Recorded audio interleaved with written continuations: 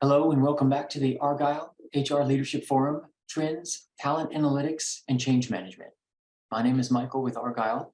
A couple of notes before I turn things over to our speakers. First, a quick reminder to stop by our sponsors' virtual booths at any time during today's event and for the following week. Our partners are committed to providing you with valuable content and a great overall experience. At any time during today's event, you can visit the virtual booths from the main agenda page, which include complimentary materials, information, and meet and greet opportunities. To ask questions throughout the session, simply type into the Q&A chat and we will address your questions at the end of the session. You can earn 5 points per question submitted with a max of 10 points per session. And now, without further delay, I would like to introduce our speakers.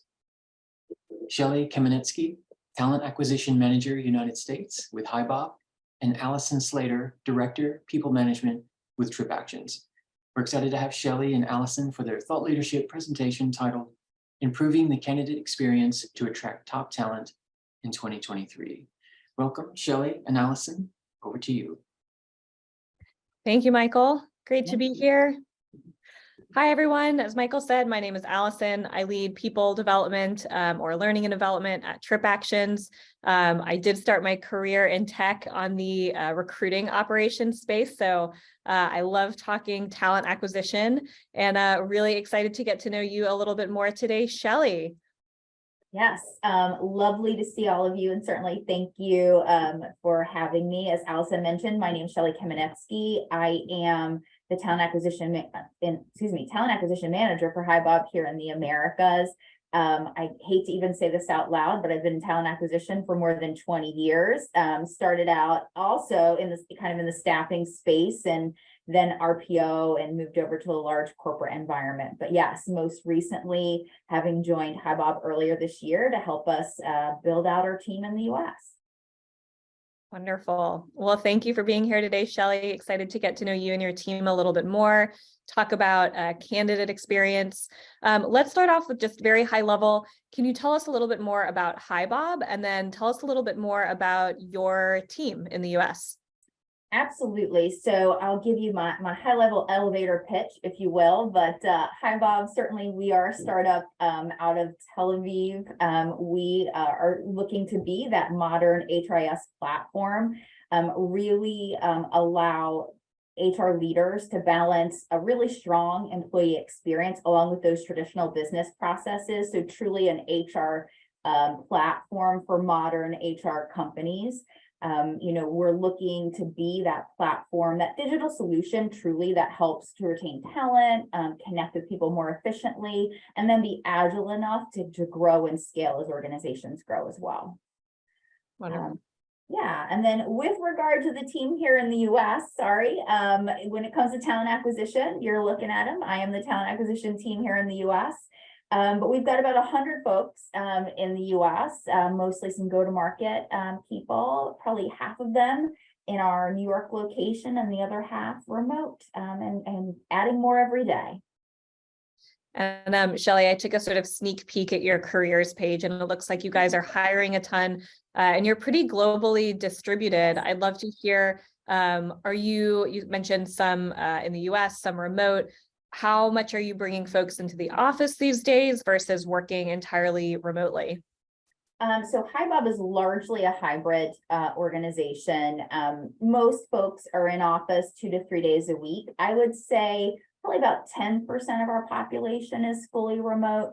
Probably the largest component of our remote population is here in the US, and that's just due to the size of our geography. But when we look at Tel Aviv or London, Lisbon, some of our other locations globally, it's definitely a hybrid environment. Awesome. Great. Well, thank you so much for that introduction. Love to just sort of jump into it. Tell us about some of the biggest challenges that you and your team are facing. I know that talent acquisition, I think, has had a little bit of a roller coaster ride in general, going through a pandemic, now heading into a potential recession, hybrid, on-site. It's just like get to throw everything at recruiters these days. Tell us about some of the biggest challenges you're facing in this environment. Yes, and roller coaster is a very apt description of talent acquisition these last few years. And even with, potentially a pending recession, I really think one of the biggest challenges that we've had this year, and if we look kind of retrospectively the last few years, is just standing out in a really competitive market. You know, being able to communicate a really compelling value proposition to candidates that are likely being pursued by a lot of different companies. And I think generally speaking, candidates are becoming more savvy in their selection process. It is not just about, you know, salary and PTO anymore. You know, candidates want to know about wellness programs and DE&I and corporate responsibility. And in talent acquisition, we have to be able to answer those questions effectively. You know, they're not questions that we can struggle or kind of try to, you know, work our way around. Candidates are really looking at organizations holistically to see that they align with the values that they have. So I think kind of being able to communicate all of that, you know, in a really competitive market, and certainly where candidates are looking for stability, you know, really standing out in the crowd and becoming that employer of choice. Yeah, absolutely. I know that my team from an L&D perspective works a lot with our talent acquisition team on some of that enablement of how do you tell the company's story. So how do you think about for yourself and for the rest of the recruiting team across the globe? How do you think about enabling recruiters to be able to tell that story, to your point, not just about the company mission, but about sort of all of those nuances of, you know, what does the company care about? What does that look like on a day-to-day basis? How do you think about sort of preparing yourself and recruiters to deliver that story effectively? I think it's important for us to just be talking about it internally all the time, you know, and you mentioned kind of collaboration with sales enablement or potentially, you know, with the people team, but really just keeping that constant stream of communication internally, being really transparent, and then just providing that information. You know, I think back, and I'm dating myself a bit, you know, 10 years ago, you probably could have a pitch that you would use and you didn't have to change it. And now we're having to kind of go back and benchmark against the market, see what's important to candidates, and constantly having to educate our team all the time, and not just the talent acquisition team, you know, everyone else at HiBob too, because they're those same ambassadors, and we want to make sure that we're sharing all of that really great information all of the time. Yeah, absolutely. Yeah, I think that's absolutely true, Shelley. Candidates are more than ever interviewing companies as much as we are them. So absolutely. I'm curious, this is a question that just came in that I think is a great one. How do you think about making sure the process is the interview process itself is really diligent and that you're making the right hiring decisions, but also is efficient enough for the candidate, knowing that their time is really valuable? I think especially coming out of the pandemic, everybody is even more protective than before, as they should be, about the demands outside of their 9-to-5 job. Yeah. And we all know interviewing for a job can feel like a full-time job in and of itself. So as you guys are designing and working with hiring managers on the interview process itself, how do you think about making really great decisions, but balancing an efficient candidate experience? That's the question, right? You know, and it kind of comes back to, you know, that candidate experience, which is sort of mission critical for what we do. Not to be, I guess, overly simplistic, but I think first and foremost, we need to talk about a transparent process. And I think, to your point, you know, we can't rush through a process and make bad hiring decisions, but I do think it's important to be transparent with candidates, kind of setting expectations up front as to the length of what, you know, the steps, the length of the process, so that no one is surprised. And I think also making those tough decisions as you're going through a process. And if we realize that, you know, Shelley's not a great fit for this role, let's not kind of keep them hanging around. Let's be respectful of someone's time and share that feedback and communication. I honestly have gotten some of the nicest compliments from candidates that I've spoken to when I've told them that they haven't gotten the job. And it's really just a matter of, you know, being straightforward and being transparent. You know, I'll share a little bit of a personal story. You know, during the pandemic, my husband lost his job. And so he was looking for something else. And, you know, I learned a lesson of what not to do in talent acquisition, because, you know, I kind of saw firsthand some companies that weren't really respectful of candidates. And so I remind myself daily, and the team daily, about how important it is just to be transparent and honest with candidates. And I think if you can just do that, you'll put yourself in a much better place. Absolutely. I think that's a great point. Sort of always over communicating to candidates in the same way that we do when we're collaborating across the team. So I think that makes sense. And I agree. I think that's the ultimate metric, when you can reject a candidate, but still have a very positive perspective of you and your organization. It's the ultimate win. So thanks for sharing that. There's another question about, which I think relates to what you're saying is, I think a lot of candidates are more invested than ever in making sure that they are selecting a job that will provide great work-life balance. So when you get that question from candidates, as I'm sure you do often, what are sort of, how do you think about approaching that question, knowing that, of course, you won't be their manager, you can't necessarily guarantee a certain experience, but how do you think about answering that question when you get it from candidates? Absolutely. Well, first, I think I'm very lucky that I work for an organization like HiBob that truly is a people-first organization. And I feel like I sound a little bit like a broken record, but I also think that, it's expectations, right? It's being very honest. I've, talked to candidates and, what about work-life balance and PTO? I think it's good to share those mechanisms and benefits that are in place to ensure that you do have a good work-life balance. I think about it, HiBob last year, we introduced a work from anywhere policy. So literally bobbers around the world can work literally anywhere for 2 months a year, because we feel so strongly about work-life balance. And we just continue to kind of look at those things. But again, I think it gets back to transparency. I think, if the expectation is, there are certain times of year where you might have to work 60 hours, you need to tell a candidate that. I think the worst thing that we can do is have someone start at an organization and look back and think, this isn't the job that I interviewed for. I think it's really kind of transparency is key. Yeah, absolutely. Again, over communicating. I think that's the key. I'm sensing a trend here. And that's the theme of today. Yes. I also love that you call your employees bobbers. That's excellent. Me too. It's my favorite thing. Yes. I'm curious, how have you been thinking about, or what kind of advice would you have for companies in terms of building a talent acquisition strategy for a candidate pool, knowing that they will demand that type of flexibility? So when it comes to sourcing or thinking about your top of funnel, what advice would you have for other talent leaders? I think at a very high level, my best advice would be to do whatever you can to meet candidates where they are in a way that still supports your business.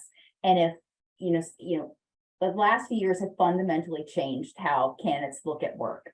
Hybrid and remote aren't going anywhere, but it's also unrealistic to think that those things, are viable for every business. So I think that you just have to take a step back and think, what makes sense for your business? How can you best meet candidates? I mean, I think, to myself, actually being flexible helps diversity in the workplace. We're able to attract talent that maybe previously we weren't.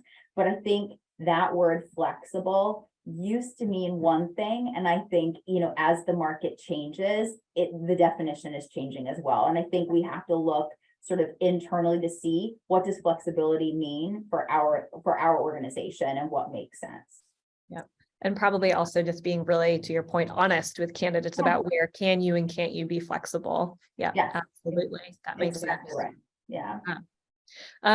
Switching gears slightly, I would love to hear sort of what type of technology do you use to sort of understand how your process is working? And are there any pieces of technology that potentially improve the candidate experience? Yeah, when I think about technology, at a high level, I think about really user-friendly technology and processes, both internally and externally. So, when you think about the candidate experience as an example, I think about integrations between an ATS and an HRS, like Bob. We got to put it in there. We can automate workflows. We can streamline communication. All of those things to make the candidate experience better and easier. And on the flip side, those same automations make talent acquisition more efficient. You can set up, systems, to make sure that we're ordering equipment or we're setting up, passwords and things of that nature. It takes that administrative piece, out of our role as much as we can and allows us to do the human part of our work. But then actually, if I think even more high level, I think about tools like compensation benchmarking and compensation management tools that allow us to put together really competitive compensation packages so we can stay aligned with the market, or workforce planning tools that allow us to be really proactive and smart about future hiring opportunities so that we can be really strategic in how we attack that versus very reactive. So I think there are a ton of technology and tools that can help us first attract talent, but then be really efficient in the process, and then help retain talent on the back end. Absolutely. If you're more efficient as a recruiter, you're likely delivering a better candidate experience because you're able to track and manage those communications more effectively. So that makes a ton of sense. Yeah. On that note, there was an earlier question about bringing in, given the pending recession, bringing in great candidates in a very competitive market. Do you have any thoughts on sort of technology that has helped you do this better in terms of sort of understanding your candidate pool and being a very attractive employer to your candidates? If I think about, I guess, being able to bring in, top talent in a really competitive environment, I think it's important to know where your candidates live. I think that we can use technology to really dig in and see what are those platforms, what are those spaces where the candidates that we're seeking out live, and then ensuring that we are kind of maximizing. Like I think about locally, for HiBob, we have a site built in New York, that's where and really kind of maximizing that tool versus the old sort of shotgun effect of like we kind of put our roles everywhere, but really going out and being really strategic, and again, like meeting candidates where they are. Absolutely. So outside of the traditional hiring fairs and posting on job boards, like what would your recommendations be for where recruiters should be looking for talent? I think some of our old mechanisms for building top of funnel has probably changed over the last couple of years. What has changed for you, and what advice would you have for recruiters? I think proactively reaching out to passive candidates is quite simply the key to success in this market. Again, knowing those candidates, where they are, and whether it's LinkedIn or anywhere else, reaching out to them. I think it goes a very long way when you are reaching out to candidates to say, I'm interested in you, versus, the post and pray method. I think it's important to involve hiring managers and leaders to be a part of that as well, so that we can, again, sort of craft that compelling reason to come talk to any organization about, the roles that they have. I agree. I think those sort of tried and true methods that worked for a really long time, not so much. I mean, I would tell you personally, I think I looked at LinkedIn last week, and for account executive as an example, there were 10,000 postings in New York City, so, looking for ways to stand out from 10,000 postings, that's going to be mission critical. Yeah, absolutely. No small task, that's for sure. Yes. And great for job seekers to know also that there's that many job postings out there and that many folks that are still hiring. Yeah. So to put on my own TripActions hat, Shelly, I know you all just became TripActions customers. I know that you are probably still getting set up on the platform, may or may not actually have the opportunity to use it yet yourself. But given what you know about TripActions, in the recruiting space, what are you most excited about for yourself and for your team to start using TripActions? Absolutely. I would say first and foremost, it is that guest booking feature that we're excited to use.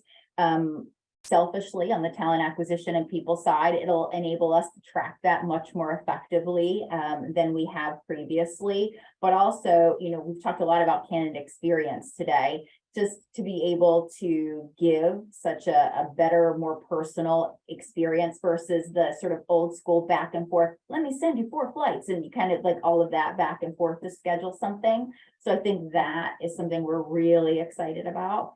And then probably the second piece, we get together for offsites, oftentimes, not in the US.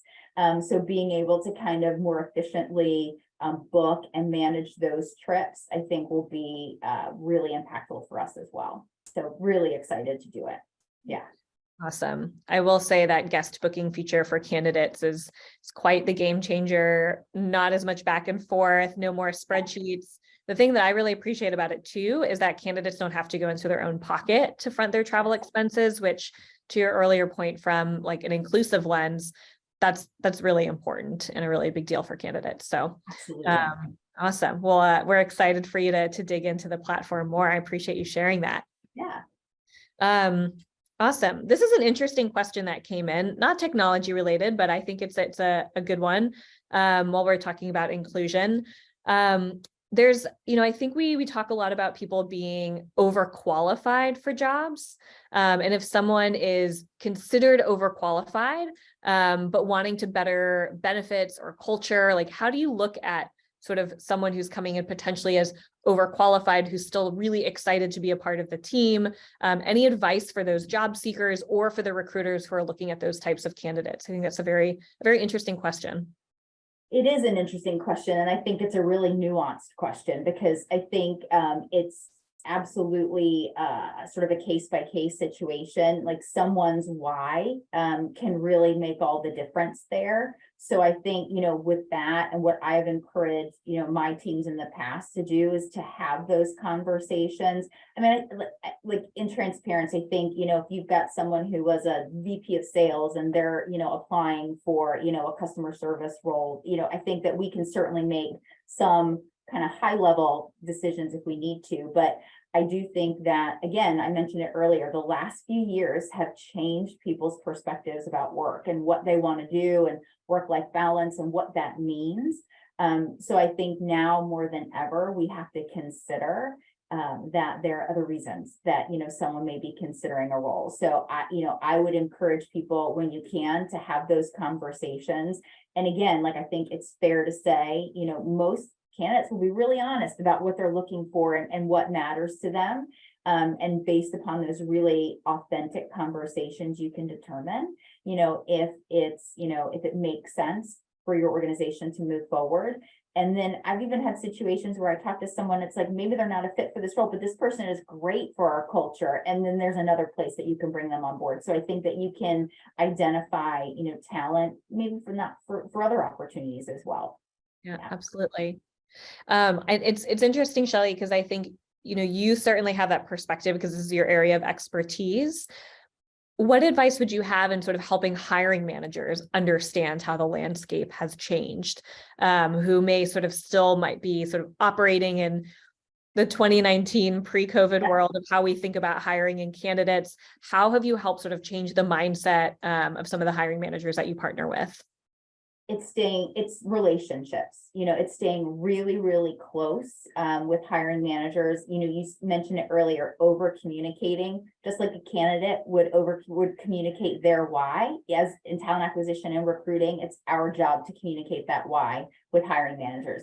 And I'm not here to say that it's an easy thing or that it's an overnight thing. I think it's something that requires persistence. I think a win goes a really long way, but it's really just kind of sharing data and articles and staying really close and not just sort of having that order taker mentality when it comes to hiring and talent acquisition, but really being a strategic business partner.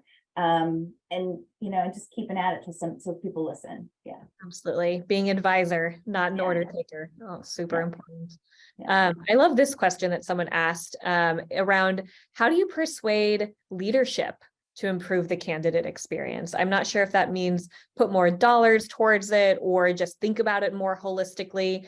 But I think the candidate experience is probably the importance of it is so obvious to someone like us. But how would you stand in front of your leadership? Like, what do you think are the most important data points or stories to tell to really help leadership understand why it's so critical? I think it's important to talk about things like time to fill, I think it's important to be really reflective when you've got candidates going through the process and, Shelley, we love Allison. We wanted to bring her in a week and a half from now. And then it's like Allison is no longer available. I think that we have to, sometimes, those lessons learned are, more impactful than a data point per se. So I think that it's important to show, things like how long the average candidate is on the market, how long, how long the average interview process takes. Really just constantly be benchmarking against the industry and then sharing that feedback. And again, like being really transparent with your leaders to say, this person, Allison was great. We would have loved to have her, but we took too long and we need to move on to the next. Yeah, absolutely. I think one thing that I've also seen very helpful is helping leaders understand that your candidate, your employer brand is often synonymous with your product brand. And it's every bit as important. And I think if you can tell those stories and really, to your point, show the data of like how this is helping us make better, faster hires, I think that's a great place to start. Thanks, Shelley. So I know we have about 5 minutes left. Michael, if we're able to, would love to open it up to any live questions that folks would like to ask. Are we able to do that? Hi, Shelley and Allison, thank you so much. Let's see if we've got any more questions. We've had a few come in. Okay, so I've got one here for you. We're struggling to improve our candidate experience, especially with persuading. I believe you just did that one. You got that one, yeah. So let me scroll down here. This is an interesting one. How can hiring managers help other department heads better understand and appreciate the full hiring cycle? So I think what I'm reading for this one is like, how can hiring managers educate other hiring managers? Love that question. Let's everyone is a recruiter. I like it. What do you think? That's right. Always be recruiting. Absolutely right. I think it's important to use those stakeholders and those really strong partners, and share those examples of success. Because it's sort of I would say, like, unfortunately, sometimes it happens, leaders will listen to peers before they may listen to talent acquisition. So I think it's just important to have that conversation. I think it's important to share big wins. I think most stakeholders that see the value of a strong employee experience and they feel the pain of their peers, in my experience, are more than happy to be those advocates, for us in the process. And so, I think about whether it's other leaders or HR business partners, but yeah, absolutely. I think it's, you probably can go more with the team than you can on your own, right? Having folks help, just kind of support the message that you're sharing. Absolutely. To go far, you got to go together. That's right. That's right. All right. Here's another question. Do you feel career advancement opportunities attract more employees, or does PTO time availability play more of a role in that decision? Ooh, that's a tough one. Yeah. I think that, yeah, that's a tough one. I think that really gets down to the motivation of the person. I think it really gets down to the motivation of the person. Like, what is it that they're passionate about? Like, does unlimited PTO, is that like the button that you push that they get really excited, or, are you talking to someone that, that wants to know that they can grow within an organization? So I think both of those things are hugely important, but I think it depends upon that candidate. I think that's part of our job in talent acquisition, right? To actively listen to that candidate and see what it is that's important to them, and then determine if, our organization is a fit for what they're looking for. Yeah, absolutely. And it becomes so helpful when you're trying to close that candidate, if you've really taken the time to understand their internal and external motivations. It definitely comes in handy when you're ready to close them. So absolutely. It does. Right. We've got 1 minute left. Any final burning questions for Shelley before we wrap up?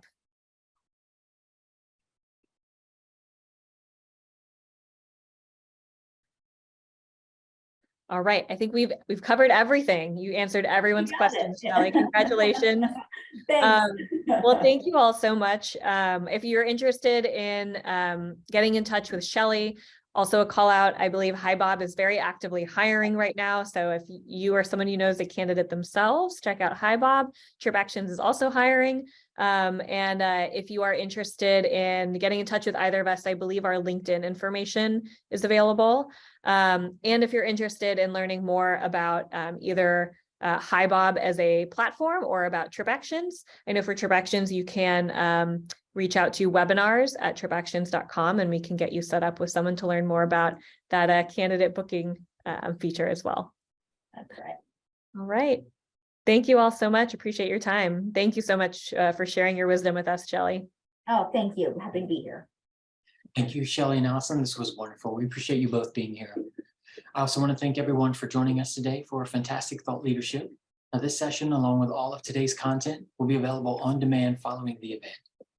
Now, this officially concludes the Argyle HR Leadership Forum, Trends, Talent Analytics, and Change Management. Thank you to our sponsors, and thank you again for joining us today and engaging in our content. Have a great rest of your day.